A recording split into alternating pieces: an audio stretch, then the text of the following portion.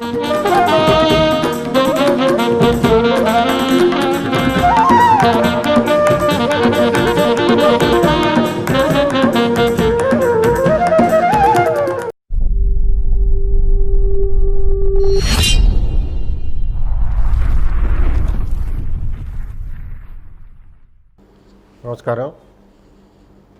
CCC నారదీయం కదంబ కార్యక్రమానికి స్వాగతం. మనం చూస్తున్నాం, గత వారం రోజులుగా మన చెంతనే ఉన్న ఏలూరులో వృత్తి పుణ్యాన్ని కారణం తెలియకుండా, ఇవాళకి కూడా వచ్చి 10 రోజులైనా సరే కూడా కారణం తెలియకుండా మూర్ఛవ్యాధి కింద రావడం, పడిపోవడం, కొంతమందికి తల తిరుగుడు, కొంతమందికి వాంతులు, కొంతమందికి తలపోట్లు, కొంతమందికి ఏం జరుగుతుందో తెలియని పరిస్థితి, కొంతమంది అచేతనంగా అయిపోవడం, ఇలాంటివన్నీ జరుగుతున్నాయి. కారణం స్పష్టంగా ఇవాళకి అంతుపట్టలేదు. అయితే అక్కడ వాటర్లోను, పాలల్లోనూ, కూరగాయల్లోనూ అన్నింట్లోనూ కూడా భారమైన, చాలా ప్రమాదకరమైన రసాయనాలు, కెమికల్స్ అన్నీ కూడా, పైగా మామూలు కాదవి, సీసం, ఆర్సెనిక్ వంటి చాలా ప్రమాదకరమైన లోహ అవశేషాలు కనిపిస్తున్నాయి. అవి కూడా కొన్ని వేల రెట్లు, ఉండాల్సిన దానికంటే, పరిమితమైన దానికంటే కూడా కొన్ని వేల రెట్లు అధికంగాను అని చెప్పి అంటున్నారు. ఇంకా యుద్ధమిద్దమైన స్పష్టమైన కారణం అయితే మాత్రం ఇంకా నిర్ధారణ అయితే జరగలేదు. కానీ ఇప్పుడు మనం మాట్లాడుకోవాల్సింది ఏలూరు పక్కనున్న హనుమాన్ జంక్షన్కో, ఈ పక్కనున్న భీమడోలుకో, తాడేపల్లిగూడానికో పరిమితమే లేదు. ఈ కాలుష్యం అన్నది జల కాలుష్యం, వాయు కాలుష్యం, వాతావరణ కాలుష్యం, ఆహార కాలుష్యం, అలాగే అన్ని రకాల కాలుష్యాలు కూడా దారుణంగా పెరిగిపోతున్న రోజులు ఇవి. పైగా మనం తినే ప్రతి ఆహారంలోనూ కూడా కల్తీ. ఈ కల్తీకి తోడు ప్రతి దాంట్లోనూ, ప్రతి ఆహార పదార్థంలో అది ద్రవ పదార్థం అయి ఉండొచ్చు, అలాగే ఆహార ధాన్యాలు అయి ఉండొచ్చు, ఇంకొకటి అయి ఉండొచ్చు, వండుకుని తినదై ఉండొచ్చు, వండుకొని అయి ఉండొచ్చు, కూరగాయలు అయి ఉండొచ్చు. అన్నింట్లో కూడా ఈ చాలా ప్రమాదకరమైన క్రిమి సంహారక అవశేషాలు ఏళ్ల తరబడి ఉండిపోతున్నాయి అన్నది. మనం ఏదో ఆకుకూరలు తింటున్నాం, ఆకుకూరలు మంచివి అన్నారు కదా, లేకపోతే పళ్ళు తింటున్నాం, పళ్ళు మంచివి అన్నారు కదా, ఇలా ఏది చూసినా సరే కూడా అన్నింట్లోనూ కూడా ప్రమాదకరమైన అవశేషాలు ఉంటున్నాయి. అసలు ఈ ప్రమాదాన్ని నివారించడానికి ఇంతకుముందు ఎన్జిఓలు చాలా అద్భుతమైన కృషి చేసేయడానికి ఈ దేశంలో ప్రయత్నం చేశాయి. అలాగే ఫాలేకర్ లాంటి వాళ్ళు సేంద్రీయ వ్యవసాయాన్ని కొంతమంది, గో వ్యవసాయాలను కొంతమంది, అంటే ఈ ప్రమాదకరమైన క్రిమి సంహారక మందులు, పెస్టిసైడ్స్, సింథసైడ్స్ ఇవి వాడి మందులు వాడకుండా వ్యవసాయం చేసే విధానం, మళ్ళీ ప్రకృతి సాగుని తీసుకురావడానికి ప్రయత్నాలు చేశారు. ఎన్జిఓలు కూడా చాలామంది ఆ ప్రయత్నాలు చేశారు. కానీ ఎందుకో ఈ మధ్య ఎన్జిఓలు అంత యాక్టివ్గా, చురుగ్గా ఈ విషయం మీద లేరేమో అని అనిపించి, ఇప్పుడు ఏలూరు నేపథ్యంలో మనం ఎన్జిఓలతో మాట్లాడితే బాగుంటుందని రాజమహేంద్రవరంలో 30 ఏళ్ల క్రితమే మంచి ఒక స్వచ్ఛంద సేవా సంస్థను స్థాపించి, ఆ స్వచ్ఛంద సేవా సంస్థ ద్వారా, క్రియేటర్స్ చారిటబుల్ ఆర్గనైజేషన్ అనే స్వచ్ఛంద సేవా సంస్థ ద్వారా ఇప్పుడు మనం అనుకున్న సబ్జెక్ట్తో సహా ఎన్నో సబ్జెక్ట్స్, ట్రైబల్ సబ్జెక్ట్స్ కానీ, అలాగే ఫిషర్మెన్ సబ్జెక్ట్స్ కానీ, ఇలాగే పర్యావరణానికి సంబంధించి కానీ అన్ని రకాల సబ్జెక్ట్స్ డీల్ చేస్తున్న వాటిలో సంస్థల్లో ఒకటైన మన ఊళ్ళో ఇలాంటి చిత్తశుద్ధితో పనిచేసే సంస్థలు ఉన్నాయి. అందులో ఒకటి మనకి మన ఎన్ఎన్ చంద్రశేఖర్ గారిది. ఆయన ఆహ్వానించున్నాం, ఆయనతో మాట్లాడుకుందాం. నమస్కారం చంద్రశేఖర్ గారు. ఇప్పుడు మనం ఉపోద్ఘాతంలో చెప్పుకున్నాం ఏలూరు నేపథ్యాన్ని. ఏలూరు నేపథ్యం మాట ఎలా ఉన్నా ఎయిడ్స్ ఎంత ప్రమాదకరమైందో మనందరికీ తెలుసు. ఎయిడ్స్ మీద దేశంలో అన్ని ఎన్జిఓలు చక్కగా పనిచేశాయి. దాన్ని ఒక రకంగా మంచి చైతన్యాన్ని తీసుకొచ్చాయి. దాన్ని ప్రపంచం ఊహించిన దానికంటే చాలా ముందుగానే ఈ దేశం తేరుకునేలా చేశాయి. అంటే పూర్తిగా తేరుకుందని చెప్పలేం, కానీ కాకపోతే అది ఎక్వైర్డ్, స్వార్జితం. అది మనం వెళ్ళి అంటించుకుంటేనే వస్తుంది. ఇప్పుడు ఈ కాలుష్యం అనేది మనం వెళ్ళి అంటించుకోక్కర్లే, మనకి తెలియక్కర్లేదు. ఏలూరులో వచ్చింది కదా అని అనుకోక్కర్లేదు, ప్రతి చోట ఉంది. అసలు దీని మీద ఎన్జిఓలు ఫోకస్ చేయాల్సిన అవసరం ఎంతవరకు ఉంది? ఇప్పుడున్న పరిస్థితులు ఏమిటి? ఎన్జిఓలు ఈ విషయంలో మీరు అనేక జాతీయ, అంతర్జాతీయ సదస్సులకి, సెమినార్లకి, సింపోజియాలకి అన్నింటికి వెళ్ళొచ్చారు. ఎన్జిఓలు ఆలోచన ఎలా ఉంది దీని మీద? ఎందుకు ఎన్జిఓల ఆలోచన అని అడుగుతున్నామంటే, ఇలాంటి విషయాలు సర్కారు చేయదు, సర్కారు చేసినా ఫలితాలు రావు. థ్యాంక్ యూ కృష్ణకుమార్ గారు. చాలా చక్కటి టాపిక్ మీద వేళ డిస్కషన్ అనేది ప్రారంభించారు. ఇది దీనికి బేసిక్గా ముందు చెప్పుకోవాల్సినటువంటి అంశం ఏంటంటే, మనిషి భూమి మీదకి ఒక గెస్ట్ కింద వచ్చాడు, అతిథి కింద వచ్చాడు. అతిథి కింద వచ్చి తను హోస్ట్ రోల్ని ప్లే చేస్తూ ఉన్నాడు. అది కూడా ఎలాగంటే చాలా స్వార్థంతో కూడుకున్నటువంటి పరిస్థితులతోటి. అందువల్ల ఇన్ని విపరీతమైనటువంటి మార్పుల్ని తీసుకొచ్చి, హోస్ట్ అయినా కూడా కొన్ని మర్యాదలు ఉంటాయేమో. కరెక్ట్, వీడు ఓనర్ యజమాని హోస్ట్ కొన్ని మర్యాదలు ఉంటాయి, వచ్చిన వాడిని అతిథిని గౌరవించడం ఉండడం అనేది ఉంటుంది. ఆ పూర్తిగా మార్పులు తన స్వార్థంతో తనకి ఇష్టమైనటువంటి రీతిలో అనేకమైనటువంటి మార్పులను తీసుకురావడం, దానివల్ల ఈ రకమైనటువంటి ఇబ్బందులు వస్తూ ఉన్నాయి. ఇది రాబోయేటువంటి ప్రస్తుత జనరేషన్ ఇది ఫేస్ చేస్తూ ఉంది, ఖచ్చితంగా ఫేస్ చేస్తూ ఉంది. మనం అనేక విషయాల్లో చూసుకున్నట్లయితే రాబోయే కాలంలో రాబోయే జనరేషన్కి, నెక్స్ట్ జనరేషన్కి ఇది మరింత చాలా ఇబ్బందికరమైన పరిస్థితులని తీసుకొస్తుంది, అందులో అనుమానం ఏం లేదు. అయితే ఎన్జిఓస్ ఈ రకంగా ఉన్నటువంటి పరిస్థితుల నుంచి మానవాళికి అవగాహన కల్పించి ప్రభుత్వాలతోటి ఒక రకమైనటువంటి అడ్వకసీ చేసి ప్రభుత్వాల్లో కూడా అవగాహన తీసుకొచ్చి ఈ రకమైనటువంటి ఇబ్బందుల నుంచి మానవాళిని గట్టెక్కించే ప్రయత్నంలో అనేకమైనటువంటి కార్యక్రమాలను తీసుకుంటుంది. అందువల్ల అది ఇంటర్నేషనల్గా తీసుకుంటా ఉంది, నేషనల్గా తీసుకుంటా ఉంది. ఇప్పుడు ఇంటర్నేషనల్గా తీసుకున్నట్లయితే మనకి కాన్ఫరెన్స్ ఆఫ్ పార్టీస్ రెగ్యులర్గా, ఈవెన్ ఇండియన్ గవర్నమెంట్ కూడా దాని మీద సైన్ చేయడం అవి జరిగింది.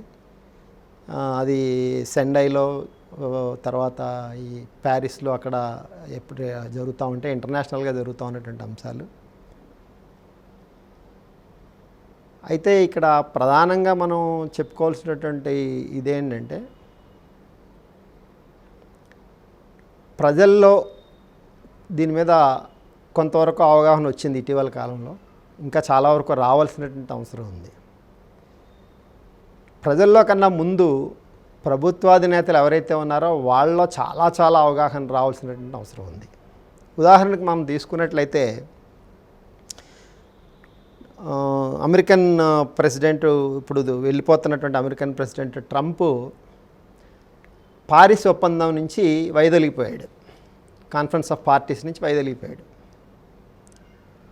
దాని ప్రకారం ఏంటి, ఆ ఒప్పందం ప్రకారం ఏంటి, అత్యధికంగా ఈ క్లైమేట్ చేంజ్కి కారణభూతం అవుతున్నటువంటి పొల్యూటెంట్స్ ఏవైతే ఉన్నాయో, పొల్యూషన్ ఏ దేశాలైతే ఎక్కువగా తీసుకొస్తూ ఉన్నాయో అవి ఆ ఉద్గారాలని తగ్గించుకోవాలి, ఈ కాలానికి, ఈ కాలపరిమితికి ఇంతవరకు తగ్గించుకోవాలి, ఈ కాలపరిమితికి ఇంతవరకు తగ్గించుకోవాలి అనేటువంటి ఉద్దేశంతో అందరూ ఒక ఒక అగ్రిమెంట్ చేసుకున్నది. అది అగ్రిమెంటు పూర్వాధ్యక్షుడు చేసినటువంటి అగ్రిమెంట్ నుంచి అబ్బెబ్బే నేను దాని నుంచి వైదొలుగుతానని ఆయన వైదొలిగాడు. అంటే ఇది ఒక ఉదాహరణగా నేను చెప్తా ఉన్నాను. ప్రపంచంలో అగ్రరాజ్యంగా ఉన్నటువంటి అమెరికానే హైలీ పొల్యూషన్స్ని ఇచ్చేస్తున్నటువంటి అటువంటి కంట్రీసే మేము వైదొలుగుతాం అనే ఆలోచనతో ఉంటే దాన్ని బట్టి మనం అర్థం చేసుకోవచ్చు మిగిలిన వాళ్ళు కూడా ఏ రకంగా ప్రవర్తిస్తారు అనేటువంటిది. సో అందువల్ల రూలర్స్ ఎవరైతే ఉన్నారో వాళ్ళ చాలా ముఖ్యమైనటువంటి విషయం, వాళ్ళకి పూర్తి స్థాయిలో అవగాహన అనేటువంటిది రావాలి. లేకపోయినట్లయితే అనేక ప్రమాదాలు, ప్రజలు ప్రమాదాల్లో పడేటువంటి పరిస్థితి వస్తుంది.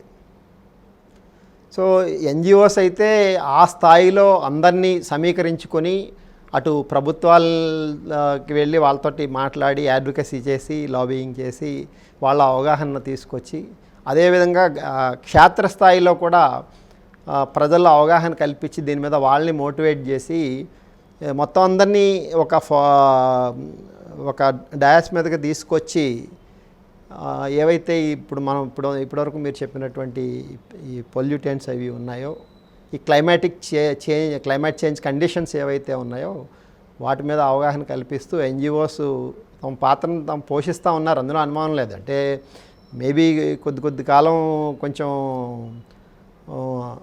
రోల్ ఏం లేదు, తగ్గిందేంటా అన్నట్టుగా అనిపించవచ్చు మీకు. ఈ ప్రస్తుతం లాస్ట్ 10 నెలల నుంచి చూసుకున్నట్లయితే ఈ కోవిడ్ కారణాల వల్ల జనం ఎక్కువగా బయటికి రాకపోతా ఉండడానికి కారణం మామూలుగా కూడా ఇంటరాక్షన్స్ జరుగుతూ ఉన్నాయి, ఇప్పుడు ఆన్లైన్లో జరుగుతూ ఉన్నాయి. ఇది ఎన్జిఓస్ చేస్తున్నటువంటి కృషి. ఇకపోతే మీరు ఏలూరు ఇన్సిడెంట్ని ప్రధానంగా మనం ఇప్పుడు అనుకుంటా ఉన్నాం కదా, మీరే చెప్పారు ఇది ఏలూరు ఒకటే పరిమితం కాదు, ఇది ప్రపంచవ్యాప్తంగా అనేటువంటిది. ప్రస్తుతం ఏలూరు నుంచి తీసుకుందాం, ఏలూరు ఇన్సిడెంట్ గురించి మనం మెయిన్. ఏలూరులో గత 10 రోజుల క్రితం నుంచి మన వార్తల్లో, టీవీల్లో, వార్తాపత్రికల్లో ఒక మిస్టీరియస్ డిసీజ్, ఒక వింతైన వ్యాధి, అంతులేని వింతైన వ్యాధి, అంతుపట్టని అంతుచిక్కని వింతైన వ్యాధి అనేటువంటి దీంతో వస్తూ ఉంది కదా. ఇది దీని మొత్తం ఈ కేస్ స్టడీని తీసుకున్నట్లయితే ఏలూరు ఎపిసెంటర్, ఫోకల్ పాయింట్ అంటాం. ఆ ఫోకల్ పాయింట్ సౌత్ స్ట్రీట్లో దక్షిణ వీధిలో ఒక 41 కేసులతోటి 41 కేసులు వచ్చినాయి. అదేవిధంగా ఆ పక్కన ఉన్నటువంటి మెయిన్ సెంటర్లో 41 కేసులు వచ్చినాయి, సౌత్ స్ట్రీట్లో 31 కేసులు వచ్చినాయి, 22 కేసులు 21 కేసుల చుట్టుపక్కల అలా వచ్చి దాదాపు ఇప్పుడు వరకు 593 కేసులు అనుకుంటా. ఇప్పుడు మనం ఇంత ముందు వరకు 1 గంట క్రితం వరకుని మనకి వచ్చింది. నిన్న తక్కువ కేసులు 24 కేసుల వరకు రికార్డ్ అయినాయి. ఈ మొత్తం కేసుల్లో చూసుకున్నట్లయితే పేషెంట్స్ ఎక్కువగా మనకు కనిపిస్తూ ఉన్నాయి, టీవీల్లో కనిపిస్తున్నాయి, పేపర్లో చూస్తున్న దాని ప్రకారం చూస్తుంటే ఏంటంటే వామిటింగ్స్ అవ్వటం, కొంతమందికి మామూలు నొరగలు కక్కుకోవడం, కొంతమందికి అయితే రక్తపు వామిటింగ్స్ కూడా అవ్వడం, ఎక్కువ ఫిట్స్ వస్తూ ఉన్నాయి, న్యూరోటిక్గా ఫిట్స్ వేస్తూ ఉన్నాయి, బాగా కొట్టుకుంటూ ఉన్నారు చాలా ఎక్కువ కేసుల్లో చూసినట్లయితే. దీనికి మూలం ఏంటి అంటే ఇప్పుడు ఇంతకుముందు మీరు చెప్పారు చాలా ఈ లెడ్ లాంటివి, నికెల్ లాంటివి అయ్యి ఉన్నాయని. ఇవాళ పేపర్లో కూడా వచ్చింది, కొన్ని ఆర్గనైజేషన్స్ చేసినటువంటి రిపోర్ట్లో మెథాక్లోర్ అనేటువంటిది మామూలుగా 1 లీటర్ వాటర్లో 0.001 మిల్లీగ్రామ్స్ వరకు ఎలిజిబుల్. అది అటువంటిది చూసినట్లయితే ఏలూరు కాలువలో అన్నిటిలో, ఏలూరు పంపుల చెరువు చుట్టుపక్కల అన్నిటి నుంచి సేకరించినటువంటి నీటిలో చాలా ఆశ్చర్యకరమైనటువంటి విషయం ఏంటంటే ఈ మెథాక్లోర్ అనేటువంటిది 0.001 ఉండాల్సింది కాస్త 16.48 మిల్లీగ్రామ్స్, దాదాపు 17 మిల్లీగ్రాములు, దాదాపు 17 మిల్లీగ్రామ్స్. అంటే దగ్గరగా 16,440 టైమ్స్ మోర్ దెన్ ఉండాల్సిన దానికన్నా చాలా ఎక్కువగా ఉంది. మీకు ఒక రిపోర్ట్ చూపిస్తాను. ఇది of course New Jersey department of health and senior services వాళ్ళు ఇచ్చారు. మన ఇండియన్ దీంట్లో కూడా ఉన్నాయి. మెథాక్సిక్లోర్ అనేటువంటిది దానికి జనం కనుక ఎక్స్పోజ్ అయితే వచ్చేటువంటి కండిషన్స్ ఇవన్నీ ఇందులో కూడా ఇచ్చుకుంటూ వచ్చాడు. Exposure to methoxychlor can cause anxiety, dizziness, headache, confusion, weakness. Higher levels can cause convulsions, అంటే ఫిట్స్ అండి, ఏవైతే మూర్ఛవ్యాధి అని మనం అనుకుంటా ఉన్నాయని, నాజియా అండ్ వామిటింగ్. ఇది అందులో ఇది జనరల్గా అందరికీ తెలిసినటువంటి విషయమే. అంటే మీకు ఇప్పుడు జస్ట్ చూపిద్దాం అనేటువంటిది నేను తీసుకొచ్చాను. సో అంటే ఇంకా జరుగుతూ ఉన్నాయి. ఇంకా ఇది ఎక్కడి నుంచి తీసుకున్నదంటే ఈ వాటర్ శాంపిల్స్లో వాటిల్లో తీసుకున్నది. ఎవరైతే పేషెంట్స్ ఉన్నారో పేషెంట్స్ బ్లడ్ శాంపిల్స్లో చూసుకున్నట్లయితే లెడ్ అండ్ నికెల్ చాలా ఎక్కువగా ఉన్నట్టుగా అనిపిస్తుంది అన్నమాట. ఇది ఈ యాక్చువల్గా ఈ మెథాక్సిక్లోర్ అనేటువంటి దాన్ని దేనికి యూస్ చేస్తూ ఉంటారంటే ఇట్స్ లైక్ ఏ పెస్టిసైడ్, అంతే, ఒక పురుగుల మందు లాంటిది. ఇది దానికోసం ఇది వాడుతూ ఉంటారు మెథాక్సిక్లోర్ అనేది. అదేవిధంగా అల్టాక్లోర్ అనేది ఒకటి ఉంది ఇలాగా. మరి ఇది చాలా చోట్ల వాడుతూ ఉన్నారు, అక్కడే ఎందుకు ఇలా జరిగింది అనేటువంటిది ఒక క్వశ్చన్ మార్క్.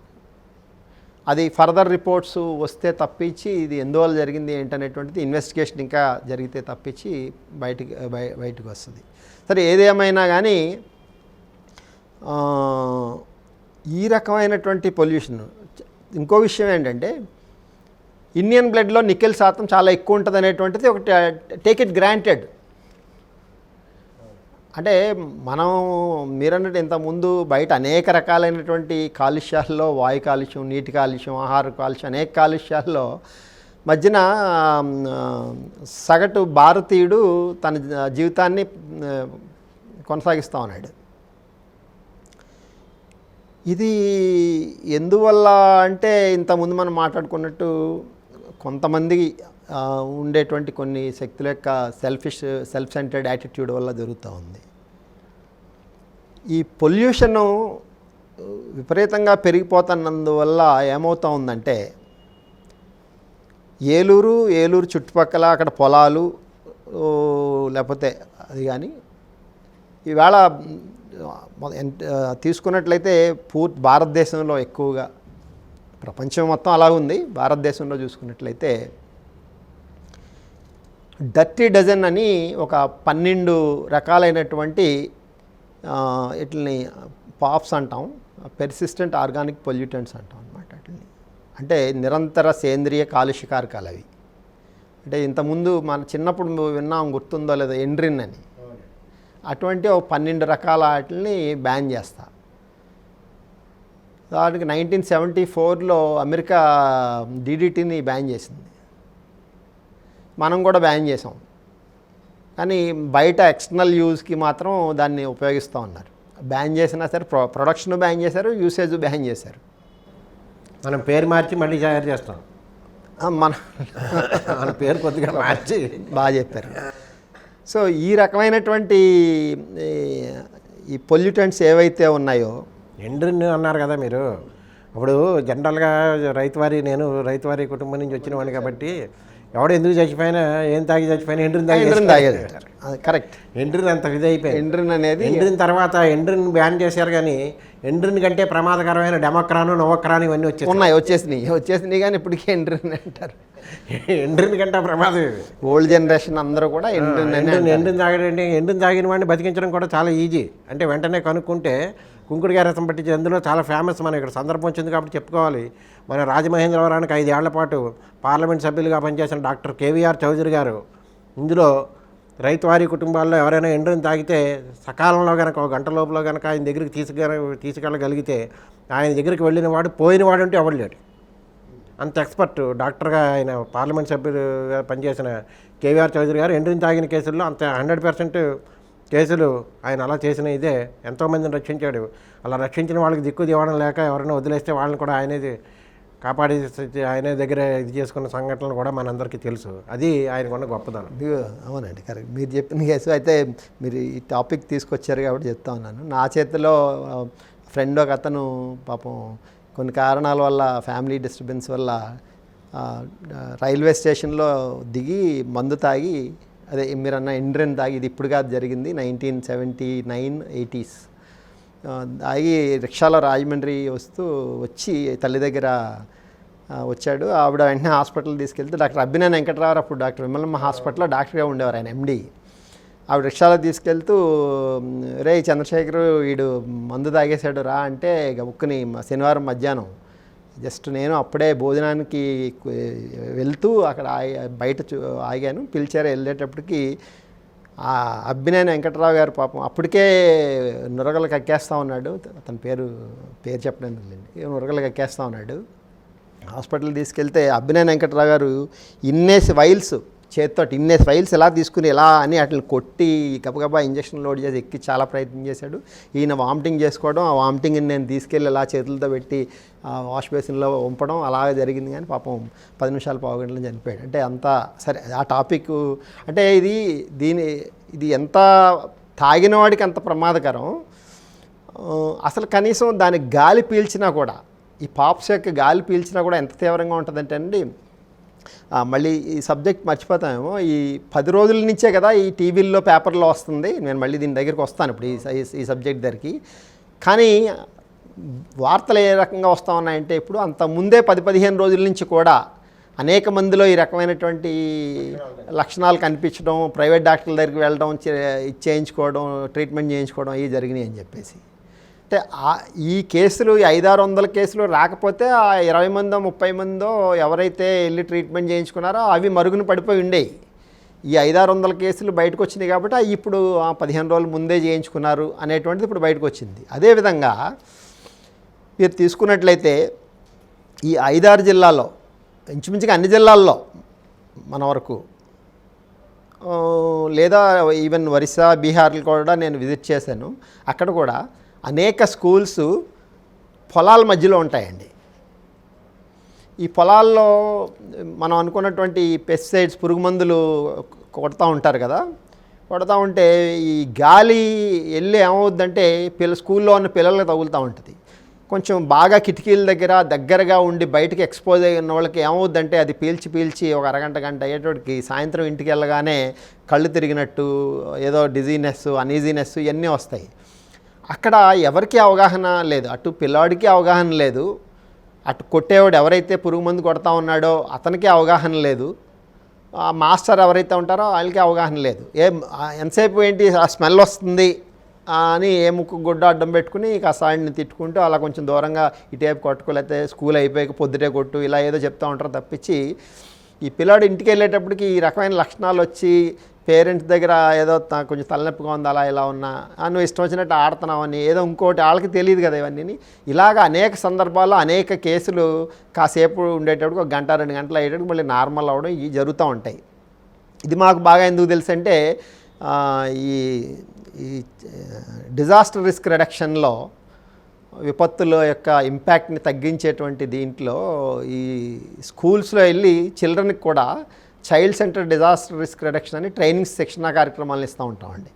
సో అప్పుడు స్కూల్స్లో ఎన్ని రకాలైనటువంటి విపత్తులు ఇంపాక్ట్స్ ఉంటాయంటే వాళ్ళు చెప్పిన అనేకం, కుక్కల వల్ల ఇబ్బందులు వస్తాయి అనేకం చెప్తూ ఉంటారు. మాకు వాటర్ సరిగ్గా ఉండదు, మంచినీళ్ళు తాగే నీళ్ళు బాగుండవు వాటి వల్ల అని, లేకపోతే ఒక్కొక్కసారి కొబ్బరికాయలు పడుతూ ఉంటాయి, ఇంకా అనేకం అని చెప్తూ ఉంటారు. ఇది సబ్జెక్ట్ కాదు కాబట్టి ఇప్పుడు నేను దాంట్లో చెప్పట్లేదు. కానీ అందులో ఒక ఇదేంటంటే మాకు ఈ చుట్టుపక్కల ఎక్కడైనా పురుగు మందులు కొడితే ఆ రోజు సాయంకాలం మాకు వికారంగా ఉంటుంది అనేది పాయింట్ అనేక సందర్భాల్లో మాకు పిల్లల దగ్గర నుంచి వచ్చినటువంటి ఫైండింగ్. సో పొల్యూషన్ ఇది ఎవరి దృష్టికి రాంది, ఈవెన్ గవర్నమెంట్ దృష్టికి కానీ ఎవరి దృష్టికి కూడా రాంది. మేము రీసెంట్గా గవర్నమెంట్ ఆఫ్ ఆంధ్రప్రదేశ్తో ఒక 2 years బ్యాక్ని ఈ ప్రోగ్రామ్ మీద చేసినప్పుడు గవర్నమెంట్ దృష్టికి తీసుకెళ్ళాం. దీన్ని తీసుకెళ్తే దాన్ని బట్టి ఆ రోజుల్లో ఆ ట్రైనింగ్ ఇచ్చినటువంటి అప్పుడు టీచర్స్ కూడా దీని మీద అవేర్నెస్ అది క్రియేట్ చేయడం, కొంతవరకు అవేర్నెస్ జనరేట్ చేయడం జరిగింది ఆ ప్రోగ్రామ్ వరకు పిల్లలకి. సో అంటే ఈ రకమైనటువంటి జనానికి తెలియకుండా ఎక్స్పోజ్ అవుతున్న సంఘటనలు అనేకం ఉన్నాయండి. అది ఎంతవరకు ఉంటుందంటే దీని ఇంపాక్టు మామూలు సామాన్యమైనటువంటి ప్రజలకి ఇంత ఇంపాక్ట్ ఉంటుందా అనేటువంటి తెలియదు, చాలా ఆశ్చర్యంగా ఉంటుంది. ఇది పొలంలో పురుగు మందు కొట్టాడు, వర్షం వచ్చింది, ఈ ఆకుల మీద ఉండేటువంటి పురుగు మందు అది వెంటనే రాకపోవచ్చు, వర్షం ఒక 2-3 నెలలు 4-5 నెలల తర్వాత రావచ్చు, 1 నెల 2-4-5 నెలలు అయ్యేటట్టు పంట చేతికి వస్తుంది అనుకోండి. ఈ లోపల ఎప్పుడైనా వర్షం పడింది అనుకోండి, కొట్టిన 15 రోజులు, 1 నెల రోజులు, 2 నెలల తర్వాత అయినా ఈ ఆకుల మీద పడినటువంటి అవశేషాలు, పురుగు మందుల అవశేషాలు ఏవైతే ఉన్నాయో ఇవన్నీ ఆ వర్షపు నీటిలో కొట్టుకుని వెళ్ళి పంట కాలువలో కలుస్తాయి. బోధుల్లోంచి వెళ్తాయి, బోధుల్లోంచి పంట కాలువలో కలుస్తాయి, పంట కాలువలోంచి మెయిన్ కాలువలోకి వెళ్తాయి, మెయిన్ కాలువలోంచి నదుల్లోంచి సముద్రంలోకి. మనకి తూర్పుగోదావరి జిల్లా, పశ్చిమ గోదావరి జిల్లాల్లో అన్నీ చాలా డైరెక్ట్గా సీకి మౌత్లో ఈ కెనాల్స్ వెళ్ళి జాయిన్ అవుతూ ఉంటాయి కదా. ఈ పురుగు మందుల యొక్క అవశేషాలు ఈ నీటిలో పడి వెళ్ళే నేపథ్యంలో ఏమవుద్దంటే ఎన్ని రకాలుగా ఇది పొల్యూట్ చేస్తుందంటే ఆ చుట్టుపక్కల ఉన్నటువంటి భూమి ఏదైతే ఉందో ఆ భూమిలోకి ఇవి ఇంకడం జరుగుతుందండి. ఇది ఇంకి భూమి యొక్క సారవంతాన్ని, సహజ గుణాన్ని పాడు చేస్తుంది. ఇప్పుడు వానపాములు ఏవైతే ఉన్నాయో ఎర్త్వార్మ్స్ అనేటువంటి చనిపోతూ ఉన్నాయి. వానపాము అనేటువంటిది రైతుకి నిజంగా ఎంతో స్నేహితుడు, మిత్రుడు. ఎందుకంటే భూమిని గొల్ల చేసుకుంటూ కిందకి వెళ్తాయి, గొల్ల చేసుకుంటూ పైకి వస్తాయి. అది అవి వదిలినటువంటి ఏవైతే ఫేకల్ మ్యాటర్ ఏది ఉందో అది దానికంటే ఎక్కువ ఎప్పుడైతే ఇది గొల్ల చేసిందో ఆ నైట్రోజన్ అనేది నైట్రోజన్ వస్తుంది. ఇవి ఏమంటే అవి చనిపోతూ ఉన్నాయి. భూమిలో ఉండేటువంటి అనేక రకాలైనటువంటి బ్యాక్టీరియాలు అవి కూడా భూమికి సారవంతానికి ఉపయోగపడేటువంటి అనేక రకాలైనటువంటి సూక్ష్మజీవులు ఏవైతే ఉన్నాయో అవి చనిపోతూ ఉన్నాయి వీటి వల్ల. అదొకటి. అంటే ఇది ఎలా ఉంటుందంటే కాలువల్లోంచి వెళ్తాయి కదా అని అనుకోవచ్చు. మొన్న రీసెంట్గా వచ్చినటువంటి సైక్లోన్ వల్ల వర్షాలు అయ్యి విపరీతంగా పడినాయి. పొలాల్లో ఉండాల్సినటువంటి కాలంలో ఉండాల్సినటువంటి నీరు ఏదైతే ఉందో ఆ నీరు పొలాల్లోకి ఎంటర్ అయింది. పొలాలు మొత్తం అంతా ఎడారిలా మారిపోతూ ఉంటాయి, మనం చూస్తూ ఉంటాం కదా. సో నీరు కాలువలకే పరిమితం అవ్వాలి, పంట బోధులకి పరిమితం అవ్వాలనేది ఉండదు. ఇంకా మొత్తం స్ప్రెడ్ అయిపోద్ది. ఆ స్ప్రెడ్ అయ్యేది ఇంకినప్పుడు ఏమవుతుంది, అది భూమిలోకి వెళ్తుంది. భూమిలోకి వెళ్ళేటప్పటికి భూమి సారవంతాన్ని కోల్పోవడం జరుగుతుంది.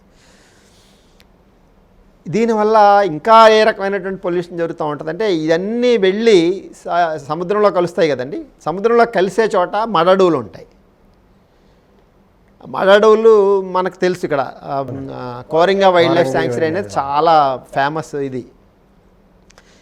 ఇది ఈ మడడువుల దగ్గర సముద్రంలో పెరిగేటువంటి మెరైన్ లివింగ్ రిసోర్సెస్ అంటాం. అంటే ఈ సముద్రంలో ఉండేటువంటి చిన్న చిన్న చేపలు అవన్నీ అవి ఏం చేస్తాయంటే ఈ మడడువులు ఉప్పు నీరు మంచినీరు కలిసి ఉన్న చోట పెరుగుతాయి. ఇవి మన నదుల్లోంచి వెళ్ళేది కదా. ఆ మడడువుల ఆకుల దగ్గరికి వచ్చి సముద్రంలో ఉండేటువంటి చేపలు ఆ మడడువుల ఆకులను తిని ఆహారంగా చేసుకుని వాటిని తిని అక్కడే గుడ్లు పెట్టి మళ్ళీ అవి వెళ్ళిపోతాయి లోపలికి. అంటే అక్కడ మడడువుల దగ్గర ఆ చల్లదనం ఉంటుంది కొంత. ఈ వెళ్ళేటువంటి నీరు సముద్రంలోకి ఎంటర్ అవుతుంది కదా, కాలువలో నదుల ద్వారా వెళ్ళే నీరు, అందులో ఉండేటువంటి పొల్యూటెంట్స్ వల్ల అవి మడడువులు అన్నీ ఈవినింగ్ అయ్యేటప్పటికి మీకు సముద్రం పోటు అంటాం కదా, ఈ పోటు వల్ల ఏమవుద్దంటే ఈ నీరు మళ్ళీ వెనక్కి వచ్చి మడడువులు మొత్తం అంతా కూడా వ్యాపిస్తుంది నీరు. సో అక్కడ ఈ పొల్యూటెంట్స్ వల్ల ఏమవుతుందంటే ఏవైతే చేపలు వచ్చి అక్కడ తిని లార్వాలు గుడ్లు పెట్టి మళ్ళీ సముద్రంలోకి వెళ్ళిపోతాయో అవి తింటూ ఆకుల దగ్గరే ఉంటూ ఈ చిన్న చిన్న లార్వాలు పిల్లలు పెరిగి పెద్దదవుతాయో ఈ పొల్యూషన్ వల్ల అవి చనిపోతూ ఉన్నాయి. సో ఈ విధంగా మెరైన్ లివింగ్ రిసోర్సెస్ అనేటువంటి క్షీణించిపోయే పరిస్థితి వచ్చింది. మెరైన్ లివింగ్ రిసోర్సెస్ అనేటువంటి ఇంకా అనేక కారణాలతో కూడా పోతూ ఉన్నాయి. ఇది ఒకటే కారణం కాదు. సముద్రంలో ఉండే ప్లాస్టిక్ కానీ, సముద్రంలో వెళ్ళే క్యాటమరాన్స్ పెద్ద పెద్ద షిప్పులు అవన్నీ వదిలేటువంటి డీజిల్ పొల్యూటెంట్స్ వాటి వల్ల కానీ, తర్వాత వాళ్ళు వేసేటువంటి ఐల వల్ల అంటారు, పెద్ద చిన్న కన్నుతోటి ఉంటాయి, ఆడికి అవసరం ఉన్నా లేకపోయినా అలా ఇసురుతాడు, అదంతా మొత్తం అందులోకి వెళ్ళిపోద్ది, మొత్తం మత్స్య సంపద అంతా అందులోకి వెళ్ళిపోద్ది, కావాల్సిన ఏరుకుంటాడు, మిగిలిన పడేస్తాడు, ఈ లోపలే చచ్చిపోతాయి. అనేక కారణాల వల్ల తగ్గుతుంది. ఇది కూడా ఒక కారణం. ఇంకా విచిత్రమైన విషయం ఏంటంటే, అంటే ఏలూరులోనో లేకపోతే ఇక్కడ రాజమండ్రి దగ్గర ఎక్కడో ఒక పొలాల్లో కొట్టినటువంటి మందు ఇంతవరకు జరుగుతుందా, ఇంత నష్టం జరుగుతుందా అంటే ఇది చాలామందికి తెలియనటువంటి అంశం. ఇంకా విచిత్రమైన విషయం ఏంటంటే ఈ సముద్రంలో కానీ ఎక్కడైనా ప్రెడేటర్స్ అంటాం. ప్రెడేటర్స్ అంటే ఏంటంటే చిన్న జంతువుని పెద్ద జంతువు తింటుంది, పెద్ద చేప లేకపోతే సముద్రాల చేప చిన్న చేపని పెద్ద చేప తింటుంది, పెద్ద చేపని ఇంకా పెద్ద చేప. సహజం, అది ప్రకృతి సహజం. సో ఈ ప్రకృతి సహజమైనటువంటి విషయం. ఈ పురుగు మందుల అవశేషాలు వెళ్ళి నీటిలో కలిసిన తర్వాత వాటిని తిన్న చేపల్లోకి ఇది ప్రవేశిస్తుంది. ఈ ఆర్గానిక్ పెర్సిస్టెంట్ ఆర్గానిక్ పొల్యూటెంట్స్ అనేటువంటి ఇవి మరలా ఈ చేపను తిన్న ఇంకొక పెద్ద చేప దాంట్లో ప్రవేశిస్తుంది. ఇవి చివరికి ఇలా వెళ్ళి ఎక్కడో సుదూర తీరంలో ఉన్నటువంటి దూరంలో ఉన్నటువంటి ఆర్క్టికా అంటార్క్టికాలో ఉన్నటువంటి పోలార్ బేర్స్ ఉంటాయి కదా, ధ్రువ ప్రాంతాల్లో ఉండేటువంటి ధ్రువ ఎలుగుబంట్లు అంటారు, పోలార్ బేర్స్ అనేవి, తెల్ల ఎలుగుబంట్లు. అవి ఈ ఫిష్లను తిని అవి చనిపోతున్నటువంటి పరిస్థితులు, వాటి యొక్క ఇది అంతరించిపోతుంది. ఇది లింకేజ్ చాలా ఇదిగా ఉంటుందండి చూసుకున్నట్లయితే. సో పొల్యూషన్ అనేటువంటిది చాలా తీవ్ర స్థాయిలో ఉంది కాబట్టి ప్రతి ఒక్కళ్ళు చాలా అవగాహనతో మెలగాల్సినటువంటి అవసరం ఉంది. ఇప్పటికీ టైము చేజారిపోలేదు. అంటే ఇది క్లైమేట్ చేంజ్ కండిషన్స్కి అనేక వాటికి వేరే ఫారెస్ట్లు అడిగి నరికి వేయడం, తర్వాత మనం ఎక్కువ ఈ కార్బన్ కంటెంట్స్ని జనంలో వదిలేయడం, ఉద్గారాలని, అది ఇండస్ట్రియల్ వల్ల కానివ్వండి, తర్వాత వెహికల్స్ వల్ల కానివ్వండి, అనేక కారణాలు. చాలా పెద్ద సబ్జెక్ట్ అది. దానివల్ల అనేక మీరు చెప్పినట్టు అంతర్జాతీయ ఇప్పుడు మనం ఎన్జిఓలు మళ్ళీ దీని మీద దృష్టి సారించి కాలుష్య రహిత సమాజం కోసం కృషి చేయాల్సిన అవసరం ఉందంటారా? మన ఎన్జిఓ తరఫున, మన సంస్థ తరఫున ఏమైనా ఈ సబ్జెక్ట్ చేసుకుని మళ్ళీ ముందుకు వెడదామనే ఆలోచనలు ఏమైనా ఉన్నాయా? అంటే వీటికి ఇంటర్నేషనల్గా ఉండి సపోర్ట్ ఎలా ఉంది? అంటే మీరు చాలా చక్కటి విషయానికి డ్రైవ్ చేస్తున్నారు కృష్ణకుమార్ గారు. ఇక్కడ ఈవేళ ఉన్నటువంటి పరిస్థితుల్లో చూస్తే ఒక్క ఎన్జిఓలు మాత్రమే దీని మీద పనిచేస్తే సరిపోదండి. ప్రతి ఒక్కళ్ళు కూడా తమకి చేతనైనంత చేయవలసిన, ఒక వాలంటీర్గా అట్లీస్ట్ వేరే వేరే కార్యక్రమాల్లో వేరే వేరే వృత్తుల్లో ఉన్నవాళ్ళు చాలామంది ఉంటారు. ఏదోటి సమాజం కోసం చేయాలనేటువంటి ఇంట్రెస్ట్ ఉన్నవాళ్ళు కూడా ఉంటారు. ఆ ఇంట్రెస్ట్ మేరకి, ఆ ఇంట్రెస్ట్ ఉన్నవాళ్ళు ప్రతి ఒక్కళ్ళు కూడా కనీసం రోజులో గంట కానీ, కనీసం వారంలో గంట 2 గంటలు కానీ దీని మీద దృష్టి పెట్టి వాళ్ళ మేరకు వాళ్ళు చేయాల్సింది, వ్యక్తిగతంగా వాళ్ళు చేయాల్సినటువంటి, మనం ఏ మేరకి తగ్గిస్తున్నాము ఈ కార్బన్ ఉద్గారాలని, ఏ మేరకు మనం తగ్గిస్తున్నాము అనేటువంటిది ఎవరికాళ్ళు జడ్జ్ చేసుకోవాల్సిన అవసరం ఉంది. ఎందుకంటే ఈవేళ సిటీస్లో చూసినట్లయితే పొల్యూషన్ పెరిగిపోయినటువంటి కారణంగా అనేక మంది కూడా ఆఫీస్కి వెళ్తే టిఫిన్ బాక్స్ పట్టుకుని వెళ్తారు జనరల్గా, మామూలుగా అయితే, లేకపోతే ల్యాప్టాప్లు పట్టుకుని వెళ్తూ ఉన్నారు. వేళ వీటితో పాటు ఒక ఆక్సిజన్ సిలిండర్ని కూడా పట్టుకుని వెళ్ళే పరిస్థితులు మనం చాలా సిటీస్లో చూస్తూ ఉన్నాం. అంటే పొల్యూషన్ పెరిగిపోయి బయట ఆక్సిజన్ లెవెల్స్, కార్బన్ లెవెల్స్ బాగా విపరీతంగా పెరిగిపోయి ఆక్సిజన్ సిలిండర్స్ని కూడా పట్టుకెళ్ళే పరిస్థితి వస్తుంది. అందువల్ల ప్రతి ఒక్కళ్ళు కూడా వాలంటీర్గా వాళ్ళకు ఉన్నటువంటి ఇంట్రెస్ట్లను బట్టి ముందు మనం ఎంతవరకు దీనికి సపోర్ట్ చేస్తున్నాము, మనం ఎంతవరకు దీని కార్బన్ లెవెల్స్ని తగ్గించడంలో మనం కృషి చేస్తూ ఉన్నాం, అదేవిధంగా అవగాహన లేని వాళ్ళకి మనం ఏ రకంగా దీన్ని అవగాహన కల్పించాల్సినటువంటి అవసరం ఉంది అనేటువంటి దాని గురించి ఎన్జిఓలు వర్క్ చేయాలి, ప్రతి ఒక్కళ్ళు వర్క్ చేయాల్సినటువంటి అవసరం ఉంది. అన్నిటికన్నా చాలా ముఖ్యంగా ప్రభుత్వం అనేదానికి, ప్రభుత్వంలో పనిచేసేటువంటి ప్రజాప్రతినిధులకు కానీ, ప్రభుత్వం నడిపే వాళ్ళకి కానీ చాలా దీని మీద అవగాహన కల్పించుకోవాల్సిన అవసరం ఉంది. అధికారులు కూడా దీని మీద పూర్తిగా స్టడీ చేసి చెప్పాల్సి ఉంది. ఇప్పుడు నేను ఉదాహరణకి AP human resource institute Bapatla ద్వారా నిన్న కాక మొన్నే ఆన్లైన్లో ఒక 196 మందికి ఇదే సబ్జెక్ట్ మీద ట్రైనింగ్ కూడా ఇచ్చాను నేను. వాళ్ళకి గత 4 years నుంచి నేను రెగ్యులర్గా ఇస్తున్నాను, ఎవ్రీ మంత్ 1-2 సార్లు. ఇప్పుడు ఆఫ్లైన్ కుదరదు కాబట్టి వర్చువల్ సెషన్స్ కూడా టేకప్ చేస్తూ ఉన్నాను. అలాగే ఎన్జిఓస్ వర్క్ చేయాల్సిన అవసరం ఉంది, పబ్లిక్ అందరూ కూడా వర్క్ చేయాల్సినటువంటి అవసరం ఉంది. అలా కాని పక్షంలో ఏమవుతుందంటే మన వరకే మనం ఇప్పుడు ఫేస్ చేస్తూ ఉన్నాం దీని హీట్ని. రాబోయేటువంటి తరాలైతే అసలు చాలా దారుణమైనటువంటి పరిస్థితులను ఫేస్ చేయాల్సి వస్తుందండి. కృష్ణ చంద్రశేఖర్ గారిని పిలిచిన కారణం ఏంటంటే దీని ప్రమాదం ఎంత లోతుగా ఉంది. ఇక్కడ ఏలూరుకో, గుంటూరుకో, తెనాలికో పరిమితమైన లేదు. ఇది ఈ కాలుష్యం, మనం చేసి కాలుష్యం ధ్రువ ప్రాంతం వరకు వెడుతోంది. అలాగే అక్కడ కాలుష్యం ఎక్కడికి వస్తుంది? ఇది కాలుష్యం అనేది ఒక చోట ఉండేది కాదు. సో ప్రపంచం అంతా కాలుష్యమయం అయిపోతే మనకి మన పూర్వీకులు అందించిన సుసమాజాన్ని, చక్కటి ప్రకృతిని ఆస్వాదించే చక్కటి పర్యావరణంతో కూడిన సమాజాన్ని మనం తర్వాత తరాలకి కాలుష్యమయ సమాజంగా చేసిస్తున్నాము, వాళ్ళ చేతిలో పెడుతున్నాము. ఇది మనం వాళ్ళకి ఇచ్చే ఆస్తి అవుతుంది. ఈ ఆస్తి వచ్చిన తర్వాత నీ దగ్గర ఎన్ని ఆస్తులు ఉన్నా, ఎన్ని వేల కోట్లు ఉన్నా, ఎన్ని బిల్డింగులు ఉన్నా, నీకు ఎన్ని ఎకరాలు ఉన్నా, ఎంత బంగారం ఉన్నా, ఏమున్నా ఏం ఉపయోగం లేదు. ఎందుకంటే నీకు ఉండాల్సిన ఆరోగ్యం లేనప్పుడు అత్యంత ప్రమాదకరమైన రోగాల బారిన పడి అది ఎప్పుడు ఎందుకు పడతావో, ఎలా జరుగుతుందో ఇప్పుడు మనం ఏలూరు సంఘటన చూసినట్టుగా చూసే పరిస్థితులు వస్తాయి.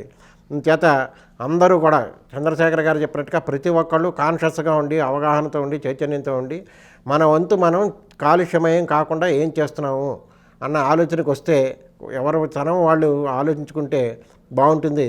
అవన్నీ జరగాల్సినవి జరుగుతాయి. లేదంటే తక్కని సమాజం మనమంతవరకు ఏం చేయాలి అన్నది కూడా కొంచెం ఆలోచించినప్పుడు ఫస్ట్ ప్రమాదం రాకుండా ఉండాలి అంటే ఏం చేయాలి, 2-3 విషయాలు తెలుసుకుందాం. అన్నింటికంటే ముందు మనం ప్రధానంగా చేయాల్సినవి ఏంటంటే, ఇందాక ముందే ప్రస్తావించుకున్నట్టుగా మనం తినే ఆహారం ప్రతిదీ కూడా, మనం పీల్చి గాలితో సహా ప్రతిదీ కూడా కాలుష్యమయం, కల్తీలమయం.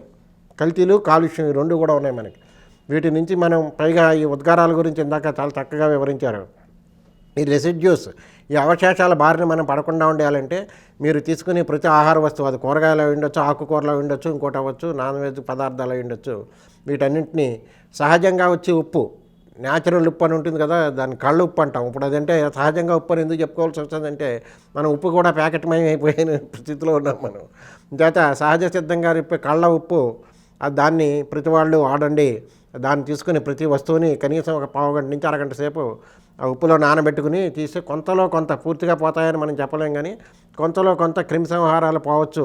వారన్నట్టుగా నికెల్, క్రోమియం, లేకపోతే లెడ్, ఇలాంటి వాటిని మనం ఏం చేయలేము. ఎందుకంటే వాటిని మనం క్రమేపీ తగ్గించుకుంటూ రావాలి తప్ప అవి ఎక్కడికి నువ్వు ఏం చేసినా కడిగినా వేసినా పోయే వ్యవహారాలు కాదు. అది కనీసం ఆ విధమైన జాగ్రత్తలు తీసుకుంటే ఇమ్మీడియట్గా బారిన పడకుండా ఉండడం. రెండోది, ఎడ్యుకేషనల్ ఇన్స్టిట్యూషన్స్కి చాలా చక్కటి పాయింట్ చెప్పారు చంద్రశేఖర్ గారు. మంచి ప్రకృతి మధ్య, పొలాల మధ్య చక్కటి విశ్వవిద్యాలయం ఉంది అని మనం అనుకుంటాం. కానీ ఎంత ప్రమాదకరమైన స్థితిలో ఉంటున్నాయో చంద్రశేఖర్ గారు చాలా చక్కగా వివరించారు. చేత విద్యా సంస్థలు నిర్వహించేవారు, ఆ విద్యా సంస్థలో చదువుతున్న పేరెంట్స్ కూడా జాగ్రత్త వహించి ఆ చుట్టుపక్కల ఈ పిచికారీ చేయడం అనేది ఉంది చూసారా, క్రిమిసంహారక మందులు ఇందాక మనం చెప్పుకున్న మందులే పిచికారీ చేయడం ఎంత ప్రమాదం అనుకుంటే, వీటికంటే ప్రమాదకరమైనవి అంటే నీకు హై హీల్డింగ్ ఇవ్వడానికి, తర్వాత ఏ పురుగు దాన్ని పట్టుకోకుండా ఉండడానికి సింథటిక్ ఫైర్ థ్రాయిడ్స్ అంటారు. ఆ ఫైర్ థ్రాయిడ్స్ అనేవి అస్సలు వాడకూడదు. ఇప్పుడు ఇందాక చెప్పిన మామూలు మందులే ఈ రసాయనాలతో కూడిన వాడడమే ప్రమాదం అనుకుంటే, ఈ సింథటిక్ ఫైర్ థ్రాయిడ్స్ అస్సలు వాడకూడదు. వాటిని కూడా విచ్చలవిడిగా వాడేస్తున్నాం మనం. వీటన్నింటికీ కేంద్రం ఇప్పుడు మన అమరావతి చుట్టుపక్కల పరిసరాలే చెప్పుకోవాలి. ఎందుకంటే గుంటూరులోనే ఇవన్నీ ఈ కల్తీ మందులు కూడా తయారవుతాయి. ఇందులో కూడా మళ్ళీ కల్తీ, ఇందులో కూడా మీకు న్యాచురల్గా దొరకవు, ఇందులో కూడా కల్తీలు ఉంటాయి. సో అందుచేత దయచేసి వీలైనంత వరకు ఆ క్రిమిసంహారక మందుల జోలికి వెళ్లకుండా ఉండేలాగా మీకు తెలిసిన వాళ్ళతోటి వారు చెప్తున్న పాలేకర్ వ్యవసాయం, మళ్ళీ ప్రకృతి సిద్ధమైన వ్యవసాయం దృష్టికి ఆ విధంగా వెళ్ళడానికి మీకు పాలు పోయడానికి వచ్చి పాలవాడి దగ్గర నుంచి మీరు చైతన్యం చేసుకుంటూ వస్తే ఇవాళ కాకపోతే ఇంకో 4 ఏళ్లకో 5 ఏళ్లకో 10 ఏళ్లకో ఇంకా తర్వాత జనరేషన్ నాటికైనా మనం కనీసం ఈ పొల్యూషన్ లెవెల్స్ని ఎంతో కొంత తగ్గించగలుగుతాం. ఈ లోపుగా మనం తీసుకోవాల్సిన జాగ్రత్తలు మనం తీసుకుని తర్వాత దీని మీద ఇంతకు ముందే అనుకున్నట్టుగా ఇప్పుడు ఈ కరోనాకి ఈ ఏడాది పాటు జరుగుతున్న మనం 10 నెలల నుంచి, ఇతర దేశాల్లో అయితే ఏడాది నుంచి జరుగుతున్నది, ఎంత చర్చ జరుగుతుందో అంత విస్తృతమైన చర్చ జరగాలి, జనాల్లోకి వెళ్ళాలి, కాలుష్యం నుంచి, అన్ని రకాల కాలుష్యం నుంచి బయటపడాలి. అలా బయటపడితే మనం, లేకపోతే ఉన్నట్టుండి ఇలా మాట్లాడుతున్నవాడు పడిపోవచ్చు, లేకపోతే నడుస్తున్నవాడు కూలిపోవచ్చు, హఠాత్తుగా ఏదైనా జరగచ్చు, లేకపోతే నిన్నటి వరకు బాగున్నాడు రేపు క్యాన్సర్తో చచ్చిపోవచ్చు. ఇవన్నీ అంత భయంకరమైన, ఇందాక వారు చెప్పిన ఉద్గారాలు కొన్ని ఎంత ప్రమాదం అంటే హఠాత్తుగా క్యాన్సర్ కారకాలు, మీరు చెప్పిన వాటిలో కూడా క్యాన్సర్ కారకాలు, కార్సినోజెనిక్ కంటెంట్స్ అవన్నీ కూడాను, ఇటువంటి ఆహార పదార్థాలు కానీ వాటన్నింటికి దూరంగా ఉండండి. ఇది అత్యంత ప్రమాదకరమైంది. దీని గురించి కూడా మనం చాలా శ్రద్ధ వహించి పదే దీని గురించి జనాల్లోకి ఈ చైతన్యం వెళ్ళడానికి ప్రయత్నం జరగాలి. ఎక్కడో ఏలూరులో ఉంది కదా మన కాదు అని అనుకోవడం అవసరం లేదని చెప్తూ, మనం కోరగానే చాలా తక్కువ టైంలో మనం పిలిచిన వెంటనే వచ్చి చాలా విశేషమైన వివరాలు అందించిన చంద్రశేఖర్ గారికి ధన్యవాదాలు చేస్తూ స్వస్తి.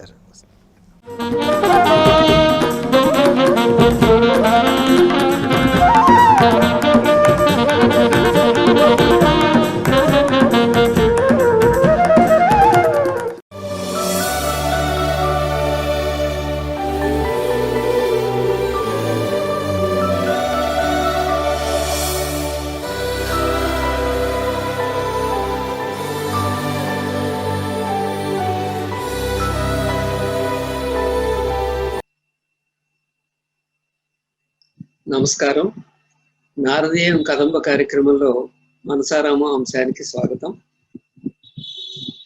మనం తరచుగా ఓ పదాన్ని వింటుంటాం, డిప్రెషన్ అంటూ వింటుంటాం. ఇంతకీ ఏమిటి డిప్రెషన్? డిప్రెషన్ అంటే ఏదో దిగులుగా ఉండడమా? డిప్రెషన్ అన్నది మామూలు భాషలో దిగులుగా ఉండడాన్ని డిప్రెషన్ అంటాం. అలాగే ఏదో వాతావరణంలో మనకు వచ్చేటటువంటిది, తుఫానుకు ముందు వచ్చేటటువంటి వాటిని సైక్లోను ఇలాంటివనే మాటలకు ముందు డిప్రెషన్ అనే పదం కూడా వాడుతుంటుంటాం. ఈ డిప్రెషన్ అనేటటువంటిది మనసుకు సంబంధించిన డిప్రెషన్. అది ఏమిటి, దాని లక్షణాలు ఎలా ఉంటాయి, ఎందుకు వస్తుంది, అసలు డిప్రెషన్ అంటే ఒకే టైపా లేకపోతే ఇంకా రకరకాల టైప్స్ ఉంటాయి అనేటటువంటి అంశం గురించి మనం మాట్లాడుకుంటాం. డిప్రెషన్లో హుషారు ఉండదు, పని మీద ఉండదు, తిండి మీద ఉండదు, ఓ సరదా ఉండదు, డల్గా విసిరోహం అంటూ ఎందుకు వచ్చిన జీవితం ఇది అన్నట్టుగా అలాగా ఏదో పోగొట్టుకున్నట్టుగా బెంగగా ఉండేటటువంటి పరిస్థితి కనిపిస్తుంది. ఆలోచనలు అన్నీ కూడా నెగిటివ్గా ఉంటాయి.